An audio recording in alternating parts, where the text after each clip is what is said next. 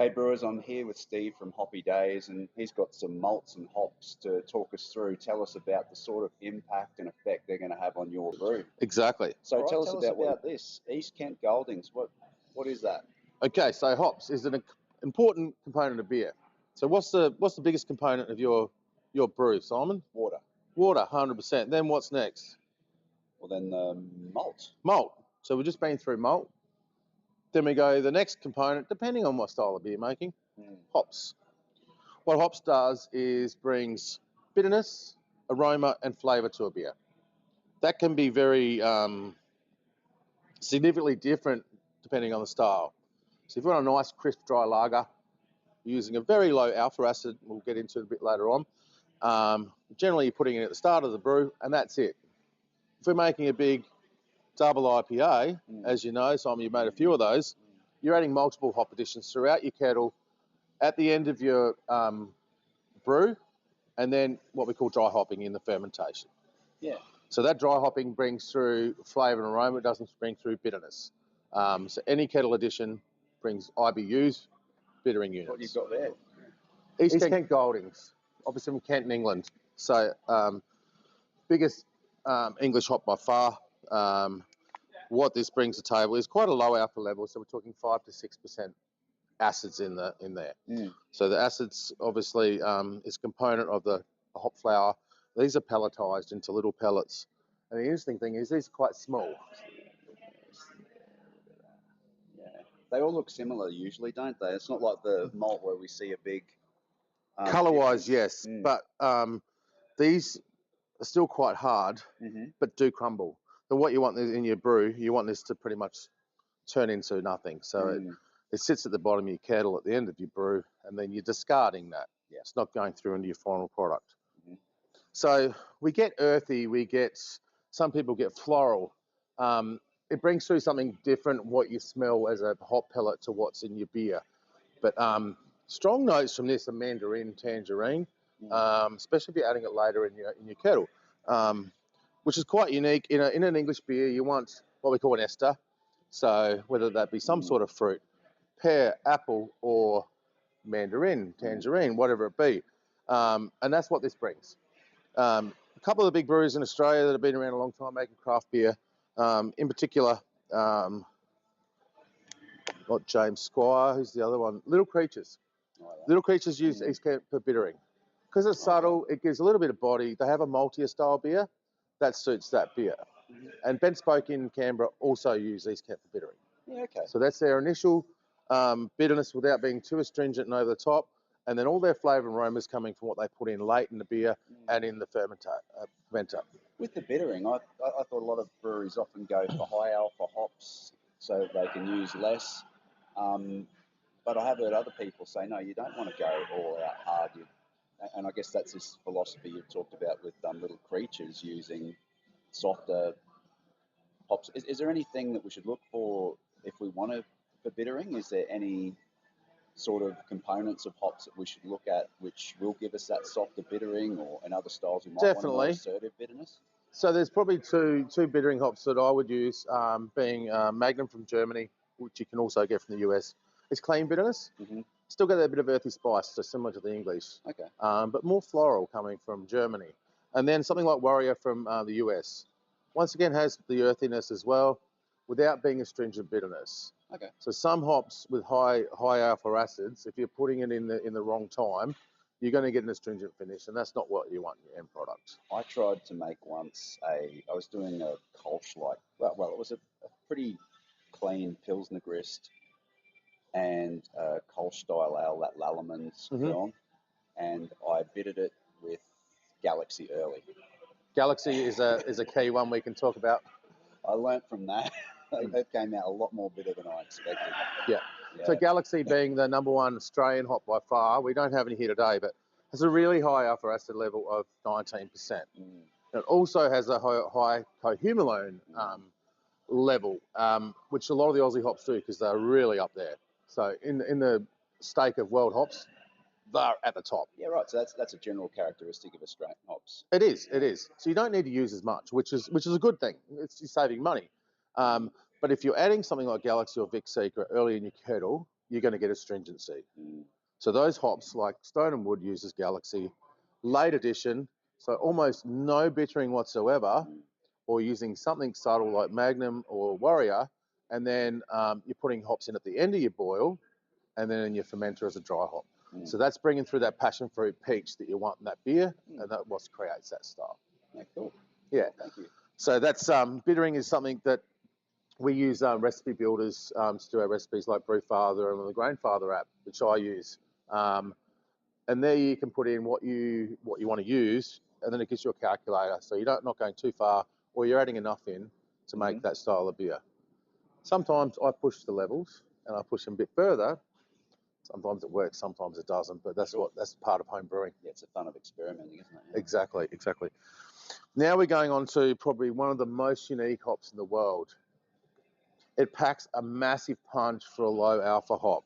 So we're talking 4 to 5%. Riwaka from New Zealand. They all have Kiwi names. Have a go at that, Simon. Have you used it much before? Yeah. So the hop fields in New Zealand are based around Nelson. So right next door to Marlborough, where your Sauvignon Blanc comes from. So leaders in new age white wines. Some of that comes through in these hops. So something like Nelson Sauvignon is based off Sauvignon Blanc. Riwaka also has those big passion fruit notes. But where we go heavily fueled. In an IPA, this is punchy, very punchy. It's actually a really low yielding hop, so it's expensive.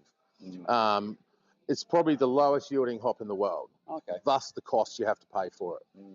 But for the amount you add, it packs a punch. And it's probably high demand too, which doesn't help. It is. So originally I understood that someone like Sierra Nevada in the US used to take 60% of the crop. Yeah, right. For one of their barley wines, for instance. Probably because they were early adopters. You know, they might have got onto it earlier before everyone else, and then... That's right. Yeah, got their share early on. So in New Zealand, you'll get a different style called New Zealand Pilsner, and this hop would go really good in that as a late addition or a dry hop. The other thing it gives big diesely, resiny sort of character, and that suits the IPA style across the board. It's a hop that you probably want to combine with something else because you don't want specifically just that, but there's a myriad of different types of hops that you could use with that, Kiwi, Aussie or American. Cool. Yeah. We'll do that one last. Okay. Krush, brand new variety out of the US. This only hit in September 2024 in Australia. It's been the biggest hop since Citra, and it has taken over Simcoe already in our sales volume in that short amount of time. Yeah, right. From what the hop professionals tell us, this smells most like what comes through in your end beer. So if you're smelling berry or melon or whatever, they say getting this off the hop vine in the flower form to pelletizing it to the beer has the best success rate of any hop in the world. Okay. And talking to a Brisbane brewer like Mitch from Range, this is his new favourite hop. So you'll definitely see it hitting the market in your beers. Yeah. I haven't used it yet. I want to do a single hop IPA just to see what that single hop character brings through in flavour, aroma and bitterness levels. Yeah. So you know what you're playing with. Yeah. We'll get on to my second favourite hop, or first or second favourite hop a little bit later on, but this could be the new one for me. Have a go at that. Exciting. So great for IPAs, great for hazy IPAs. You could put it in an American wheat beer, for instance, as a small amount, but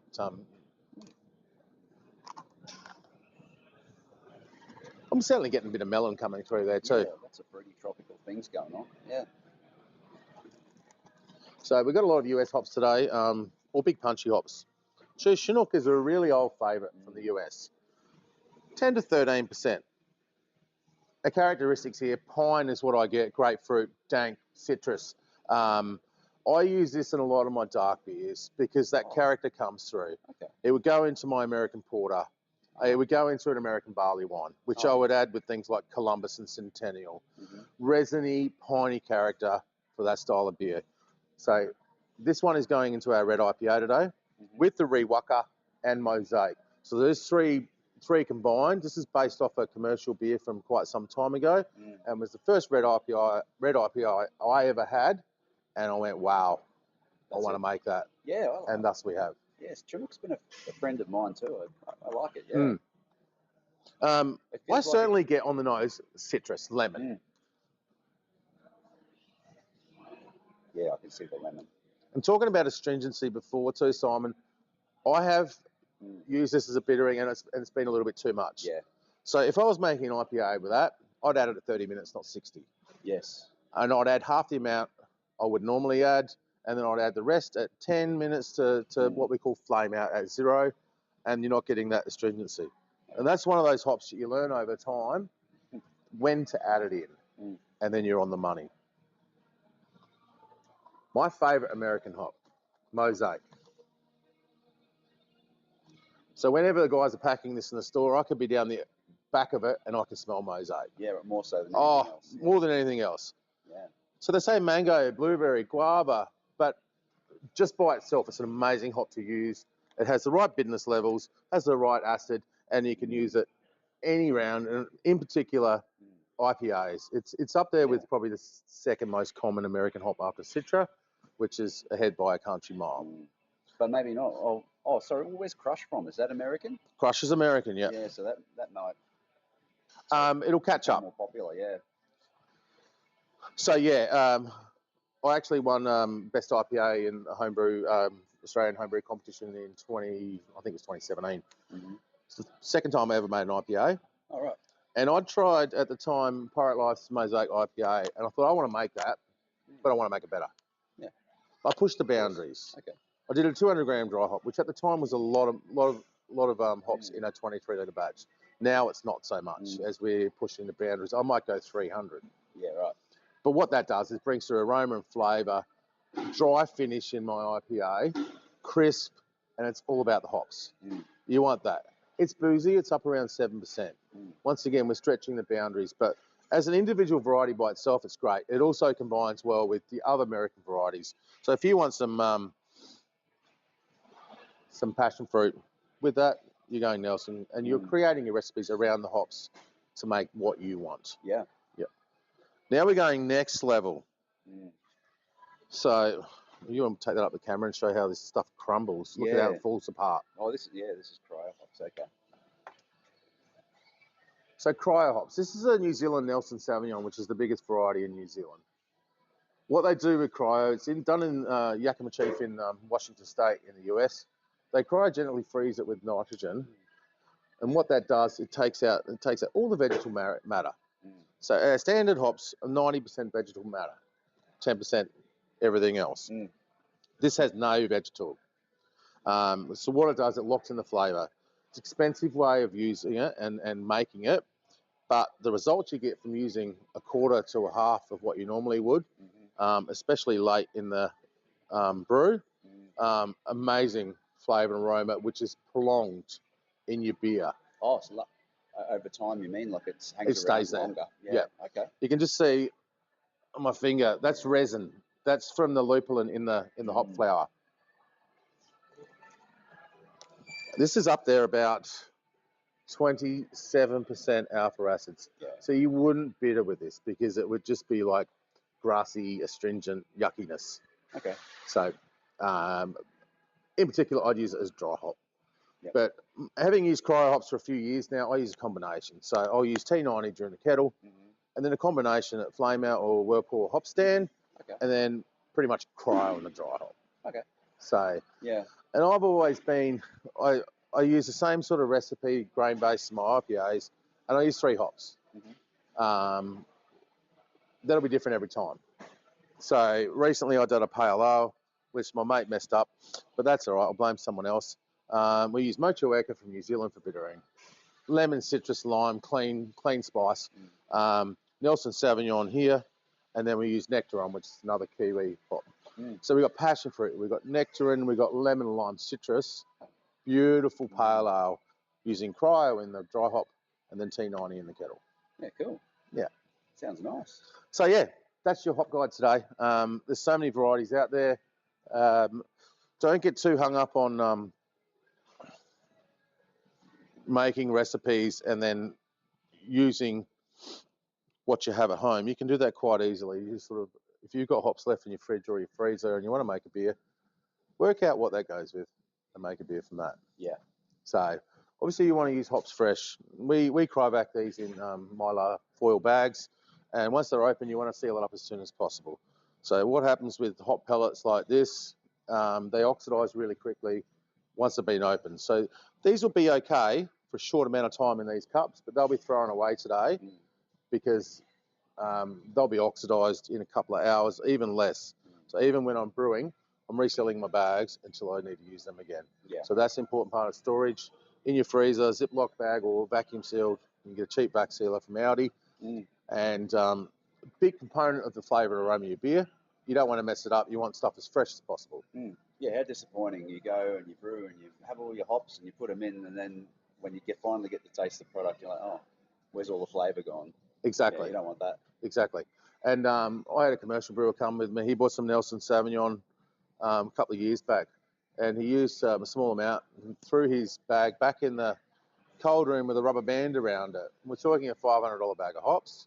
Next time he went to use it, it was no good. So obviously as homebrewers, we want to save money wherever we want, wherever we can, and looking after your ingredients is an important part of that. Yeah, cool. Excellent. Thank you very much. No worries, Simon. Good to have a chat. Thank you. And happy days. Happy days. Cheers.